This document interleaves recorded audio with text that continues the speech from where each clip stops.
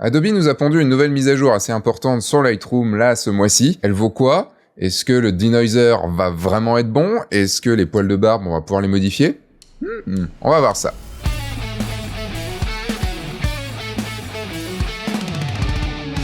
Bonjour, je suis Sébastien Brognan et vous êtes bien dans une nouvelle vidéo de F1.4 dans laquelle je vais décortiquer la nouvelle mise à jour de Lightroom, la mise à jour de Lightroom classique 12.3 d'avril 2023. Voilà, oui, puisqu'on nous sommes en avril 2023. Et donc ils nous ont mis quoi pour cette nouvelle mise à jour? Eh bien on peut faire de la réduction de bruit. Vous pouvez déjà le faire, mais là par intelligence artificielle, donc on va voir ce que ça donne. On a des nouvelles fonctionnalités de masquage, et on a des choses dont on se fout un petit peu plus, comme identifier rapidement l'ensemble des outils de retouche, on verra, retoucher photos sur Photoshop, bon, on peut déjà le faire, hein, bien sûr, mais en calque dynamique. Il prend en charge quelques nouveaux appareils photo et quelques petites améliorations. On va voir tout ça. Les deux gros points sont donc, surtout, supprimer le bruit. Ça, c'est le très gros point. Le deuxième point, c'est qu'on a quelques masques en plus, vous allez voir, c'est pas non plus oufissime. Et donc, quoi de mieux pour tester cette réduction de bruit qu'une photo prise à, donc la 3200 ISO, mais dont j'ai dû booster un petit peu les basses lumières, puisque c'est une photo qui était prise dans une grotte de glace, sans flash, sans rien, et il y avait très peu de lumière. Si j'enlève, donc je suis dans le développement, si j'enlève ici déjà la réduction de bruit que j'avais faite, vous voyez qu'on est quand même assez bruité de base puisque j'ai dû remonter un petit peu la lumière ici. Je vais en faire une copie virtuelle, comme ça on aura cette version-là un petit peu de côté, pour voir un petit peu ce que ça donne. Et on va s'attarder maintenant sur ce bouton réduire le bruit. Alors ça met bien, juste en dessous, un petit disclaimer disant que ça va créer un nouveau fichier DNG. Donc ça va créer un deuxième fichier à côté, donc on pourra pas revenir dans l'historique. Faut voir, vous n'êtes pas obligé de faire une copie virtuelle comme j'ai fait, hein, ça va vraiment créer un nouveau fichier. Donc j'appuie sur réduire le bruit, ça charge, et on a cette magnifique fenêtre. Je dis magnifique, je suis un peu ironique, hein, parce qu'elle est quand même, elle a l'air quand même plutôt des années 80 que des années 2020. Et nous avons à gauche, donc du coup, le résultat, avec quand on clique et qu'on glisse, eh bien, le résultat sans aucune réduction de bruit, et quand on lâche, il recalcule et on voit ce que ça fait. Vous avez ici, donc, réduire le bruit, vous pouvez le changer via la tirette ici, ça prend un petit peu de temps, mais ça ne recalcule pas à chaque fois. Vous voyez que quand je suis à 1, c'est assez bruité, quand je suis à 100, c'est très lissé. Plusieurs tests que j'ai pu faire, le mieux c'est vraiment aux alentours des 50, c'est ce qui reste le plus acceptable je dirais, mais ça va être forcément en fonction de votre photo. Détail brut et super résolution sont grisés pour l'instant, donc je pense que ça arrivera plus tard. Et on a ici les i, les petites informations, ils ont oublié de les mettre. Bah, je sais pas, parce que quand on clique dessus ou autre, il n'y a rien qui s'affiche. Je fais accentuer, c'est parti. Ça calcule. Adobe conseille bien d'avoir un bon ordinateur, un bon GPU, donc un bon processeur graphique pour que ça avance. Moi, je suis quand même pas si mal loti sur mon ordinateur, donc ça peut prendre un petit peu plus de temps chez vous. Et le résultat, je vais pas le regarder à 100%, mais je vais plutôt le regarder à environ 300% pour vraiment m'en rendre compte. Et là, on peut voir entre les deux, donc ça, c'est la version avant réduction de bruit et la version après réduction de bruit. Vous voyez, hop, on a quand même une belle différence. On a quand même gardé tous les détails, tous les striures dans les grottes de glace, tous les striures dans la glace comme ça. Et ça, c'était la version avec la réduction de bruit d'avant. On peut voir aussi la différence, où si on prend cette zone-là par exemple, là c'est assez lissé, il n'y a pas grand-chose et tout, alors que sur la version avec IA, on a quand même gardé du détail. Donc c'est plutôt joli. Et j'ai été forcément faire des tests avec d'autres images, hein. Là j'ai fait le test avec une image prise à 6400 ISO, donc là il y avait très peu de lumière, on se distinguait même plus qu'autre chose. Donc ça c'est la version bruitée. Et la version débruitée. Vous voyez, bon, les visages sont un peu plus lissés, mais c'est pas que j'ai du détail, ils vont pas me recréer le visage des mariés, hein, bien sûr. Mais globalement, sur cette photo, enfin, je trouve le résultat assez fort. Après, j'ai été voir une autre photo qui a été prise, elle, à 25 600 ISO, si je dis pas de bêtises. Photo d'un mariage, prise sous la pluie, avec juste de nuit, évidemment, juste quelques lumières comme ça, pas des grosses lumières. Là, j'avais pas eu le temps de setuper un flash, parce que c'était un truc ultra rapide. Et vous voyez que, en zoomant, on est quand même très bruité. J'ai tenté deux débruitages. J'ai tenté un débruitage à 50% et un débruitage à quasiment 100%. Donc là, vous voyez qu'à 100%, on est quand même assez lissé. À 50%, on est quand même pas mal, on garde encore du détail. Alors que là, on a quand même beaucoup de bruit et on a du détail, mais on a beaucoup de bruit, beaucoup trop de bruit. Et ce qui est assez cool et ce qui est assez ouf, c'est regarder la pluie, parce que si je zoome ici, on voit les gouttes d'eau, on voit les traits de pluie comme ça. Mais là, on les distingue extrêmement bien. Il a réussi à comprendre que c'était des traits qu'il fallait garder et donc du coup les faire ressortir. Si on regarde de loin comme ça, bah, ils vont ressortir forcément beaucoup plus. Vous voyez là, la peau, bah, très très bruitée, alors que là, bah, on voit même les gouttes d'eau sur... C'est ouf. Enfin, j'étais même pas allé voir cette partie-là pour quand j'ai fait le test. C'est oufissime.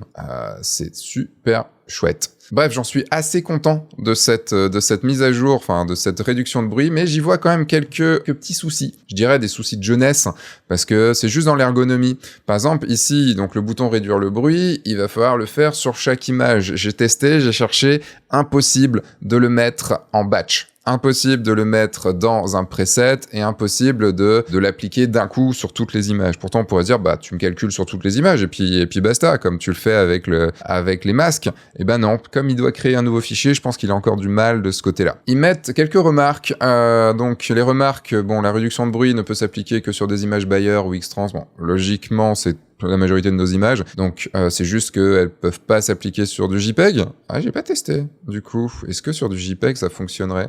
Genre ici, j'avais fait là, ici, c'est un JPEG. On peut utiliser cette option-là que sur le format RAW. Ils disent également de faire la réduction de bruit avant d'appliquer d'autres outils, notamment les masques, ou des actions basées sur le contenu. Alors, de ce que j'ai pu remarquer, je sais pas si c'est totalement vrai ou pas, mais j'ai eu plus de difficultés après coup à retoucher mon image. Donc j'allais conseiller plutôt de retoucher d'abord tout ce qu'on veut sur l'image et après de passer en réduction de bruit. Alors c'est pas forcément cool dans le sens historique, puisqu'on perd l'historique, puisque ça crée un nouveau fichier. Mais par contre, je trouve que j'ai eu plus de mal à utiliser par exemple le tampon de duplication, ces choses-là après coup. Je trouvais que c'était plus lent. Quand je dis plus de mal, c'est juste que c'était plus lent. Après avoir sur... là, j'ai laissé de mise à jour depuis 2 jours, donc je peux pas non plus vous dire sur la longueur. On va passer à la partie... Bon, c'est des parties un peu plus anecdotiques, hein, genre par exemple, ici, avant de passer sur les masques, il y a cette partie-là, il y a les yeux maintenant. Avant, c'était juste comme ça, vous voyez, on pouvait activer ou désactiver. Ça, vous pouvez toujours l'avoir en appuyant sur Alt ou Option. Mais maintenant, on a l'œil. Et l'œil va permettre donc déjà de savoir quel bloc on a utilisé. Si l'œil est grisé, on n'a pas utilisé le bloc. Et si il y a l'œil en blanc, c'est qu'on a utilisé le bloc. Si je reste cliqué dessus, ça désactive. Donc ça annule en fait tout ce qui a été fait dans le bloc. Et on peut voir aussi ici, il y a les petits points en dessous, les blocs, les domaines qui ont été utilisés. Donc j'ai utilisé les retouches, l'édition normale, j'ai utilisé le recadrage, et j'ai utilisé ici le masquage, mais j'ai pas utilisé le correcteur et j'ai pas utilisé la correction des yeux rouges. C'est pratique, mais pas forcément oufissime. Et je vais passer ici sur une magnifique photo de moi qui regarde mon pouce pour vous parler des nouveautés qu'il y a dans le masquage. Alors j'ai déjà fait une vidéo sur cette mise à jour là avec masquage qui est vraiment assez performant maintenant. Et donc les petites choses qui changent, pas grand chose, mais par exemple ici quand on va sélectionner une personne, on va avoir je crois 2 ou 3 options supplémentaires. On va avoir les poils du visage s'il y en a. Moi j'en ai. Je suis pas mal en rouge aussi comme ça. On va avoir les vêtements. Voilà, poils de visage et vêtements. Ce qui veut dire que là, on peut par exemple sélectionner les vêtements, créer un masque et aller modifier ce que je veux sur ma chemise que je porte en plus actuellement. Donc vous pouvez voir qu'elle n'est pas du tout, on va dire violette. Voilà, elle n'est pas du tout violette ou elle n'est pas du tout verte, mais je peux la modifier comme j'ai envie.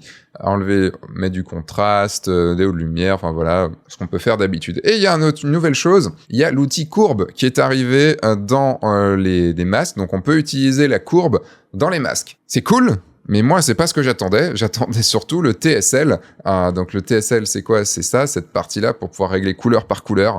On peut régler la teinte ici, mais pas couleur par couleur. Et ça, je l'attends. Alors oui, on va pouvoir ici faire le rouge, le vert, le bleu, c'est très bien. Mais c'est quand même un peu plus pratique d'avoir le TSL. Et on l'a pas encore. Bon, ça arrivera, ça arrivera. Ça arrivera. La dernière chose qui est, je trouve assez anecdotique, mais pourquoi pas, c'est juste qu'on peut en modifier dans Photoshop, donc ça on peut le faire déjà, mais on peut l'ouvrir en tant qu'objet dynamique dans Photoshop. Alors qu'est-ce que ça veut dire? Ça veut juste dire ici que le calque est ouvert non pas en pixelisé comme il est là actuellement. il est ouvert en dynamique, donc ça veut dire qu'il a accès au fichier RAW. Ça veut pas dire que quand on fait une modif sur Lightroom, ça le répercute directement sur Photoshop. En tout cas, moi, j'ai pas vu ça. J'ai testé et je me suis dit, waouh, putain, ce serait trop cool. Et en fait, non. C'est-à-dire que quand on clique dessus, 2 fois, on va ouvrir Camera Raw, le filtre Camera Raw, et on va pouvoir quand même faire des modifications comme si on les faisait sur Lightroom. C'est juste que c'est pas ce qu'on fait sur Lightroom qui est répercuté, c'est ici, sur Camera Raw. Donc, je peux modifier les textures, par exemple, faire moins d'expo, moins de contraste, imaginons. Et donc, ça va être répercuté directement ici. Donc, on garde, c'est comme si on gardait le RAW à cet endroit-là. Putain, ça, je l'avais pas vu. Et il m'a gardé le masque. Ah non, mais je m'en fous. Non, mais quitte la présentation. C'est pas grave. Je veux pas le renard. Il est beau, ton renard. Mais voilà. J'ai mon masque ici et je peux venir le modifier. Donc, ah ouais, quand même. Non, c'est utile. Non, c'est quand même assez utile. Dans les autres choses, donc, il y a des appareils photo compatibles et des objectifs pris en charge en plus. Bon, je vous laisse regarder, hein, sûrement c'est les derniers appareils photo et les derniers objectifs sortis. Également apparemment une petite amélioration des performances, j'attends de voir, parce que je trouve pas. Le nom des masques dans l'historique, donc ça veut dire que logiquement, ici, tac, dans mon historique d'avoir créé un masque, je vais pouvoir faire l'historique, mettre à jour masque 1, masque 2, masque 3, ok, sachant qu'on peut le renommer. Si je le renomme en chemise, est-ce que ça met à jour l'historique? Non, ça met pas à jour. Dommage, ça aurait pu. Adobe, si vous m'entendez. Autre chose, de nouveaux paramètres prédéfinis adaptatifs sont disponibles. Donc les paramètres prédéfinis adaptatifs, ils sont dans les paramètres prédéfinis ici. Donc là, surtout dans la partie masquage, mais je n'ai pas trouvé ce dont il parle. J'ai cherché, hein, mais j'ai pas trouvé. J'ai même créé un truc barbe spécifiquement, et je les ai pas trouvés. Bon, bref. Le workflow, purger les mots-clés non utilisés, optimiser, ok. Et le framework, ok. Voilà. Donc, vous connaissez toutes les mises à jour. J'espère que cette vidéo vous aura plu. N'hésitez pas à me dire, vous, ce que vous en pensez de ces mises à jour. Est-ce que ça va vous être utile ou pas? Moi, je pense quand même que ça va m'être assez utile, et je l'ai pu le faire sur des photos que j'ai pas encore rendues. Par exemple, la photo de la grotte, bon, les mariés l'ont déjà vue, hein, mais c'est une photo que je n'ai pas encore techniquement rendue à mes mariés, puisqu'elle a été faite il y a pas longtemps. Je vous dis à très vite pour une nouvelle vidéo sur F1.4. Entre-temps, sortez, faites des photos, et surtout, amusez-vous. Et vous pouvez même vous amuser la nuit maintenant, bande de coquins, à faire des photos avec beaucoup d'ISO, parce que du coup, la réduction de bruit fonctionne sur Lightroom. Allez, au revoir.